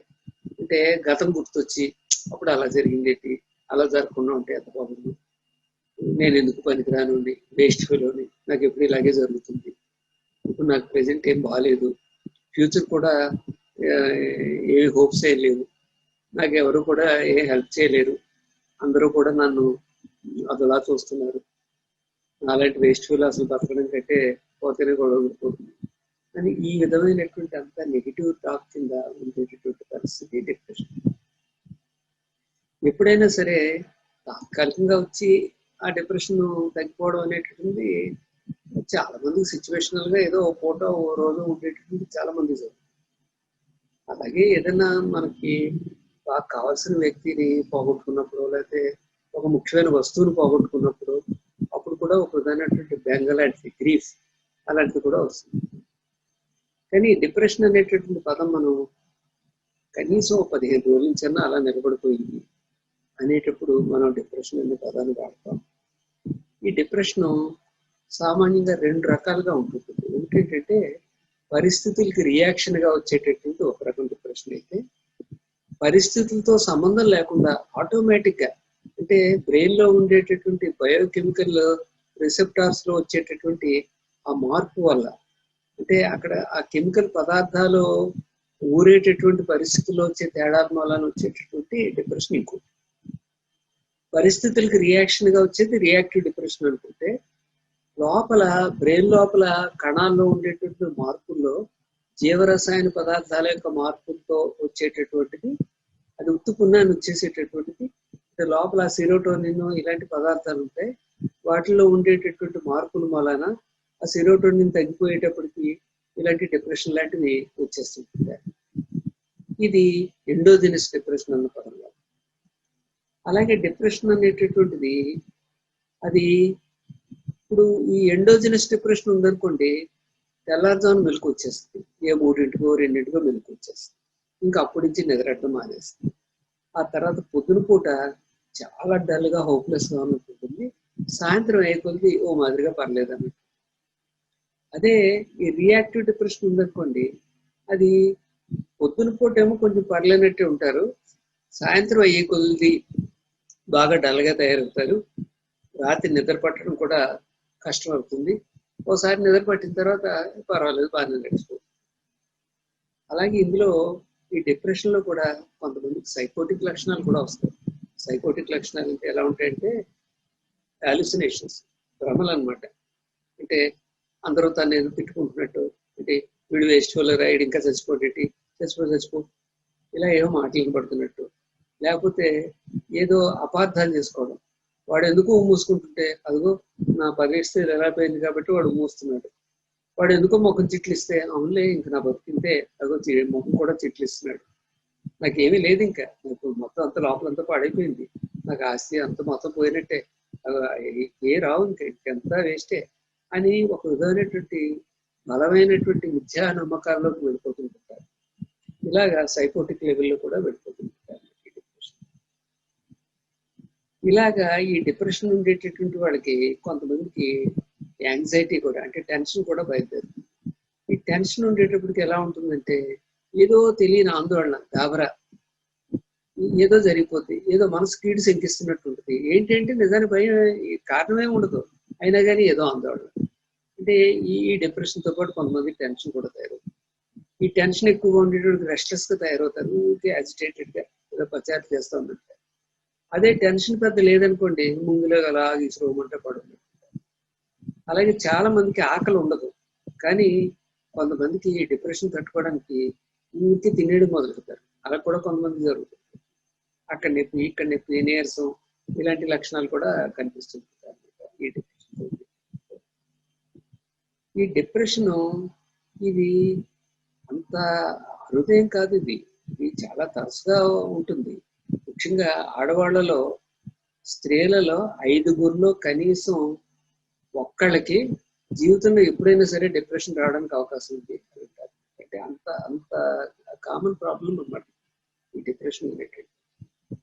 ఈ డిప్రెషన్ ఉండేటటువంటి వాళ్ళలో కొంతమంది జీన్స్ లో రాసిపెట్టి ఉంటుంది. అవునట వీళ్ళ అమ్మకి కూడా డిప్రెషన్ వచ్చిందట, అలాగే వీళ్ళ మేనమావకి డిప్రెషన్ వచ్చిందట, వాళ్ళ కూతురికి వచ్చిందట, మరి వీడికి వచ్చింది అని చెప్పుకునేటువంటి పరిస్థితి. డిప్రెషన్ లో ఉండేటువంటి వరస్ట్ కాంప్లికేషన్ ఏంటంటే, ఇంకా చెప్పాలంటే డిప్రెషన్ లోనే కాదు, మొత్తం సైకాట్రిక్ ఫీల్డ్ లోనే వరస్ట్ కాంప్లికేషన్ ఏంటి అంటే సూసైడ్. మామూలుగా మనం అనుకుంటాం ప్రతి జీవి కూడా ఇంకా బతకాలి, ఇంకా బాగా బతకాలని అనుకుంటారు కదా, అంత అర్థంతరంగా ఎందుకు ప్రాణం తీసుకుంటారని అనుకుంటాం. కానీ డిప్రెషన్ తో ఉన్న వాళ్ళలో 100కి 15 మంది సూసైడ్ చేసుకుంటారు. అంటే అది తక్కువ ఫిగర్ ఏం కాదు. ఎలా ఉంటుందంటే ఏ తెల్లారిలోనూ మెలకు వచ్చేస్తుంది. ఏంటి ఇంకే ఎలా ఎన్నాళ్ళలో గడుపుతాను, ప్రతి నిమిషం కూడా నరకంలా ఉంది నాకు గడపడానికి, పైగా నా మూలని ఎంతమంది బాధపడుతున్నారు, పోతే నేను పోతే ఓ ఏడుపు చూసుకుంటారు, గొడవ ఊరిపోతుంది అని చెప్పి ఏ గైత్యం పని చేసినా చేసేస్తారు. అందుకని డిప్రెషన్తో ఉండే వాళ్ళకి మాత్రం ఆ విషయంలో కొంచెం కనిపెట్టుకుని ఉండాలి. మరి ఈ డిప్రెషన్ ఉన్న వాడికి వైద్యం ఎలా ఉంటుంది అంటే 2 రకాలుగా ఉంటుంది. ఒకటి ఏంటంటే డిప్రెషన్ తగ్గించడానికి యాంటీ డిప్రెసెంట్ మెడిసిన్స్ అని ఉంటాయి. ఆ విధంగా వైద్యం జరిగేది కొంతమంది. ఇంకా కొంతమందికి సిబిటి అని చెప్పేసి కాగ్నిటివ్ బిహేవియర్ థెరపీ అని. అంటే ఏంటి, ఈ నెగిటివ్ థాట్స్ని పట్టుకుని అతను ఆలోచించే విధానాన్ని, నువ్వు ఇలా ఆలోచిస్తున్నావు, ఇలా కాకుండా అలా కూడా ఆలోచించవచ్చు కదా అనేది ఒక విధానటువంటి ట్రైనింగ్ లాంటిది అనమాట. ఆలోచనలకు ట్రైనింగ్ ఇవ్వడం అనమాట. అవును, నేను 90% పాజిటివ్ వదిలేసేసి 10% నెగిటివ్ గురించి ఎలా ఆలోచిస్తున్నాను, అవును ఇటు కూడా ఆలోచించవచ్చు కదా, అవును ఇలా కూడా అవ్వచ్చు కదా అనేటటువంటి దారిలో తీసుకురావడానికి, ఆ విధంగా థాట్స్ని మార్చడం ద్వారా నెక్స్ట్ ఆటోమేటిక్గా మూడ్స్ని దారిలో పెట్టడం అనేటువంటిది జరుగుతుంది.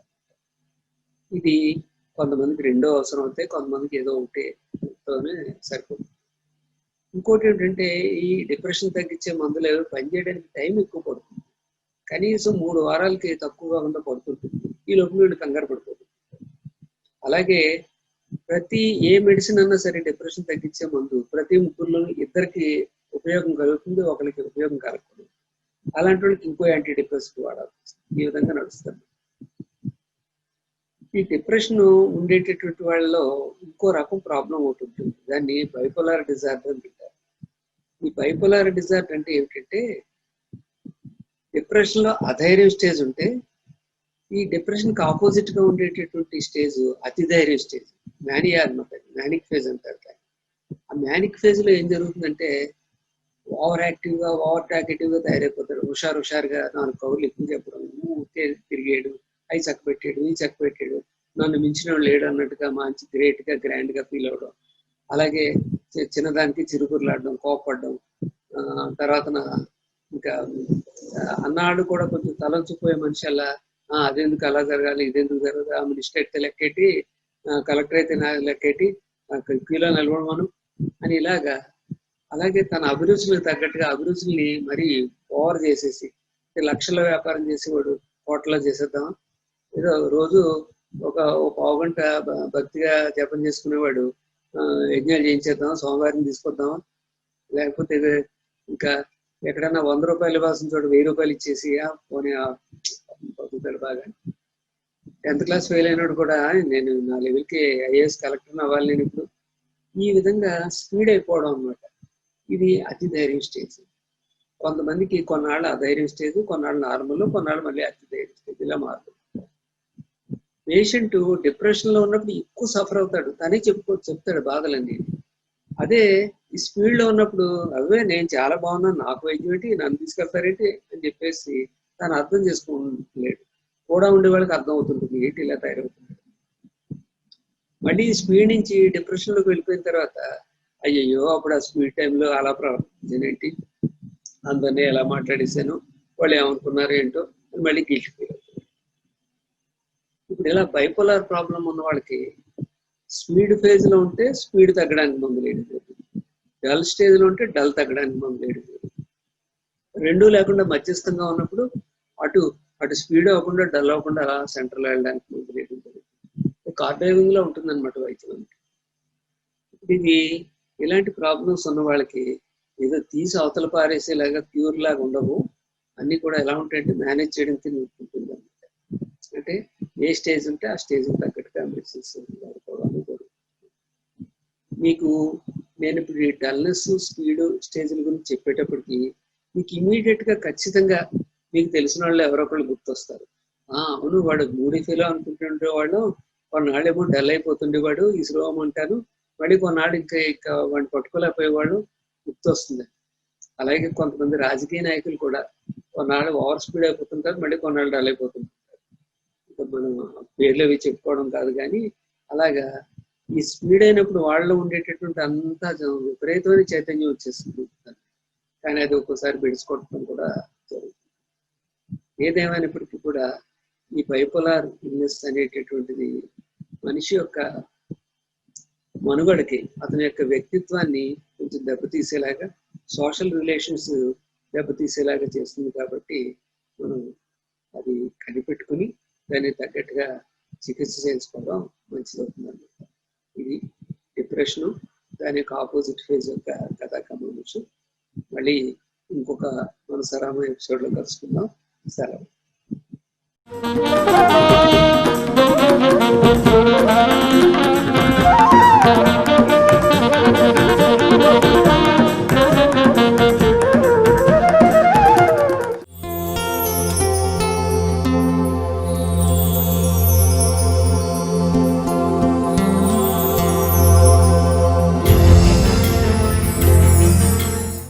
అందరికీ నమస్కారం. పోయిన వారం మనం చంటి పిల్లల చర్మం, దానికి తీసుకోవాల్సిన జాగ్రత్త గురించి మాట్లాడుకున్నాం కదా. ఈ వారం మనం చిన్నపిల్లలు అంటే సంవత్సరం దాటిన పిల్లల నుంచి టీనేజ్ వచ్చే వరకు ఆ పిల్లల్లో వచ్చే మోస్ట్ కామన్ స్కిన్ ప్రాబ్లమ్స్ ఏంటి, వాళ్ళ స్కిన్కి మనం చేయాల్సిన జాగ్రత్తగా చూసుకోవాల్సింది ఏంటి అన్నది దాని గురించి వివరంగా తెలుసుకుందాం. చిన్నపిల్లల చర్మం, చంటి పిల్లల చర్మం అంత పలుచగా కాకపోయినా పెద్దవాళ్ళ చర్మం అంతా దలసరిగా ఉండదు. దాంట్లో ఆయిల్ గ్లాండ్స్ కానీ అదర్ అపెండేజెస్ కానీ, అంటే జుట్టు అనుకోండి, ఇవన్నీ కూడా చాలా తక్కువగా ఉంటాయి. సో చంటి పిల్లల చర్మం అంత సున్నితంగా కాకపోయినా మనం చిన్నపిల్లల చర్మాన్ని కూడా చాలా సున్నితంగానే భావించి దాని ప్రకారం కేర్ తీసుకోవాలి. సో ఆయిల్ గ్లాండ్స్ ఎక్కువగా ఉండవు కాబట్టి మాయిశ్చరైజేషన్ అన్నది బయట నుంచి మనం స్కిన్కి పెంపొందించాల్సి ఉంటుంది. సో చంటిపిల్లల చర్మానికి చంటిపిల్లలకి ఎలా వాడతామో అలాగే చిన్నపిల్లల్లో కూడా చర్మానికి స్నానం అప్పుడు గోరువెచ్చటి నీళ్ళతో స్నానం, 5 నిమిషాల కన్నా ఎక్కువసేపు నీళ్ళల్లో నానబెట్టకపోవడం, అంటే నీళ్ళల్లో ఆడుకోనివ్వకపోవడం, స్నానం అయిపోయిన స్నానానికి కూడా సోప్, అంటే చాలా మైల్డ్ సోప్స్, అంటే సోప్స్లో కూడా pH అన్నది ఉంటుంది. సో మన స్కిన్కి యాసిడిక్ pH ఉంటుంది. సో ఆ pHకి సంబంధించినవి దాంట్లో దగ్గరలో ఉన్న pHలో ఉన్న సోప్సే వాడాలి. మోస్ట్ కామన్ సోప్ ఆల్టర్నేటివ్స్ ఉంటాయి, సిండెట్ బేస్ సోప్స్ ఉంటాయి. సో చర్మం డ్రైగా ఉంటే మాయిశ్చరైజింగ్ బేస్ ఉంటాయి, లేదు నార్మల్ సిండెట్ అంటే మరీ పొడిగా లేని చర్మానికి నార్మల్ సిండెట్ బేస్ సోప్స్ ఉంటాయి. సో రెగ్యులర్ సబ్బుల కన్నా, అంటే మనం షాపుల్లో కొనే సబ్బుల కన్నా ఈ సబ్బులు అయితే చాలా బెటర్గా ఉంటాయి వాళ్ళకి. సో స్నానం అయిపోయిన తర్వాత 3 minutes లోపు వాళ్ళ బాడీ మొత్తాన్ని, అంటే టవల్తో ప్యాక్ డ్రై చేసి గట్టిగా రుద్దకుండా కొంచెం తడి పొడి మీదే మాయిశ్చరైజేషన్ అన్నది చేసేసేయాలి, మాయిశ్చరైజర్ అప్లై చేసుకోవాలి. సో డ్రైగా ఉన్న వాళ్ళకి oil based moisturisers, paraffin based moisturisers, లేదా బాగా థిక్గా ఉన్న మాయిశ్చరైజర్స్, క్రీమ్స్ అప్లై చేయాల్సి ఉంటుంది.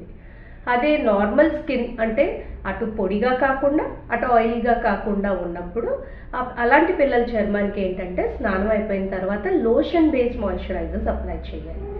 మోస్ట్ ఆఫ్ ద టైం చిన్నపిల్లల చర్మం ఆయిలీనెస్ ఎక్కువగా ఉండదు. సో క్రీమ్స్ అన్నా లోషన్స్ అయినా చాలా వరకు సరిపోతాయి. అదే ఏజ్ పెరిగే కొద్దీ ఆయిల్ గ్లాండ్స్ అన్నది ఎక్కువ అవ్వడం, సైజు, వాటి యాక్టివిటీ ఎక్కువ అవ్వడం అవుతుంది. కాబట్టి అప్పుడు వేరే రకమైన మాయిశ్చరైజేషన్స్ వాడాల్సి ఉంటుంది. మాయిశ్చరైజర్ అప్లై చేసిన తర్వాత చాలామంది పౌడర్ అన్నది కంపల్సరీగా వేస్తారు. డ్రై స్కిన్ ఉన్న చిన్నపిల్లల్లో పౌడర్ అవాయిడ్ చేయడమే మంచిది.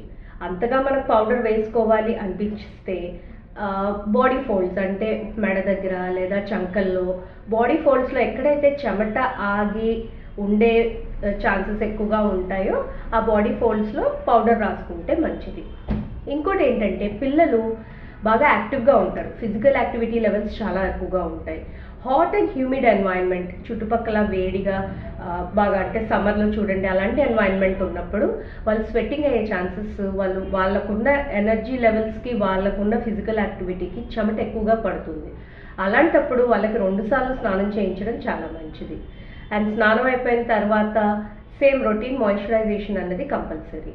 ఇంకొక అపోహ ఉంటుంది ఏంటంటే చిన్నపిల్లలకి సన్ స్క్రీన్స్ అసలు అవసరం లేదు, కానీ ఇంకోటి ఏంటంటే సన్ స్క్రీన్ పెడితే విటమిన్ డి లెవెల్స్ తగ్గిపోతాయి, బోన్స్ డెవలప్ అవ్వవు, ఇలాంటివన్నీ మిస్కన్సెప్షన్స్ చాలా ఉంటాయి.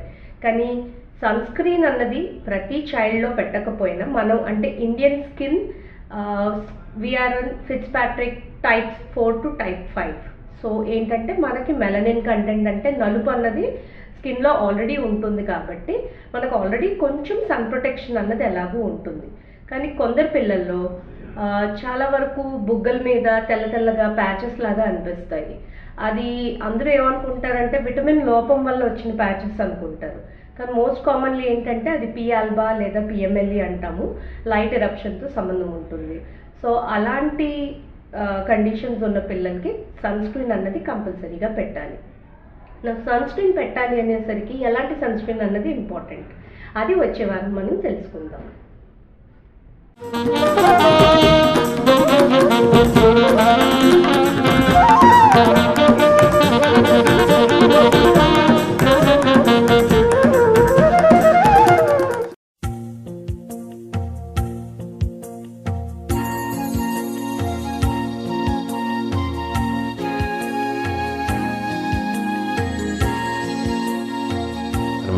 చరిత్రలో మనం ఏమంటాము అంటే ఏ అడ్వర్టైజ్మెంట్ మీదన్నా విశ్వాసం పెడతాం, 3 క్షణాలు వచ్చే అడ్వర్టైజ్మెంట్, లేకపోతే ఇంకొకరి మాట మీద విశ్వాసం పెడతాం. కానీ అఖిలాండ కోటి బ్రహ్మాండ నాయకుడు ఆయన మీద మనం విశ్వాసం పెట్టలేము.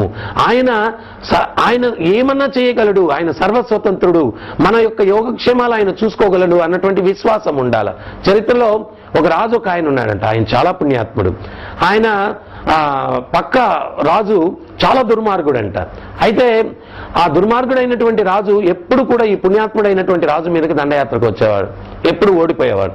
అయితే ఈ పుణ్యాత్ముడైనటువంటి రాజుకు ఒక నియమం ఉండేది. ఏంటది అంటే ఉదయం పూట ఒక 2 గంటలు, సాయంత్రం పూట ఒక 2 గంటలు భగవత్ సేవలో కైంకర్యం అయ్యేవాడు. ఆ పూజ ఆ భగవత్ సేవలో ఉన్నప్పుడు మంత్రికి చెప్పాడు, ఆకాశం విరిగి మీద పడినా కానీ నన్ను కలతపరచకూడదు అని చెప్పి ఆదేశించాడు అనమాట. ఈ విషయం శత్రురాజు తెలుసుకున్నాడు.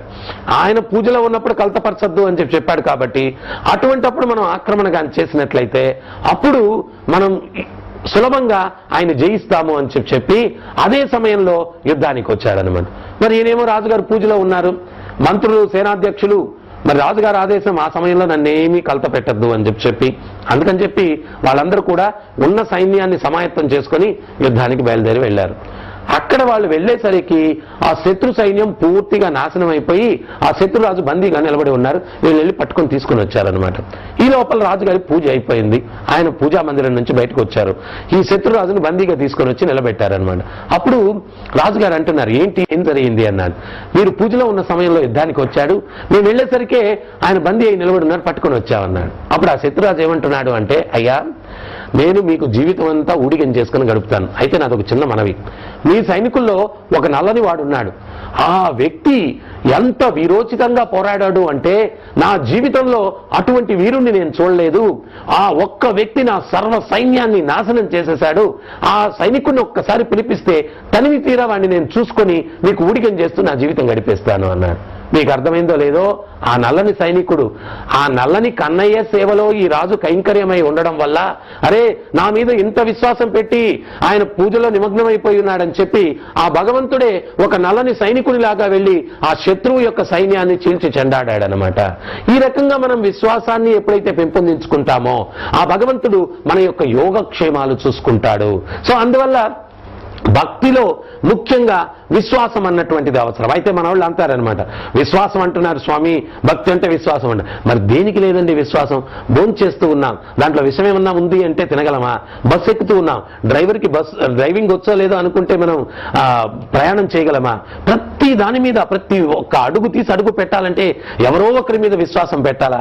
అటువంటిది దేవదేవుడు మనందరి యొక్క తండ్రి, మనందరి యొక్క ప్రభువు ఆ కృష్ణుని మీద విశ్వాసం పెట్టడానికి ఏముంది.